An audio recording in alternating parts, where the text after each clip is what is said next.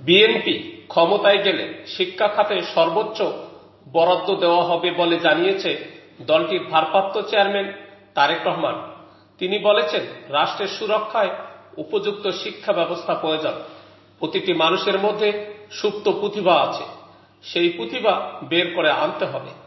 শনিবার 25শে অক্টোবর বিকেলে কিশোরগঞ্জের পাকুন্দিয়ায় খন্দকার শামসুল আলম ফাউন্ডেশনের উদ্যোগে রাষ্ট্র মেরামতের 31 দফা প্রস্তাবনার উপর স্কুল মাদ্রাসার শিক্ষার্থীদের মেধাবৃত্তি প্রতিযোগিতার পুরস্কার বিতরণী অনুষ্ঠানে ভার্চুয়ালি যুক্ত হয়ে তিনি এসব কথা বলেন।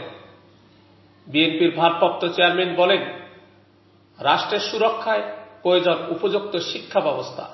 ক্ষমতায় গেলে শিক্ষাক্ষেত্রে বিএনপি সর্বোচ্চ বরাদ্দ দেবে।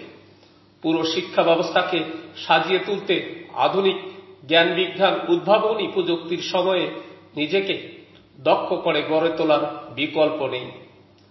তারেক রহমান বলেন, প্রতিটি মানুষের মধ্যে সুপ্ত প্রতিভা আছে, আর এই প্রতিভা বের করে আনতে হবে এবং সুপ্ত প্রতিভা বিকাশের সুযোগ করে দিতে হবে। তিনি বলেন, বিএনপি ক্ষমতায় গেলে শিক্ষা খাতে সর্বোচ্চ বরাদ্দ দেওয়া হবে।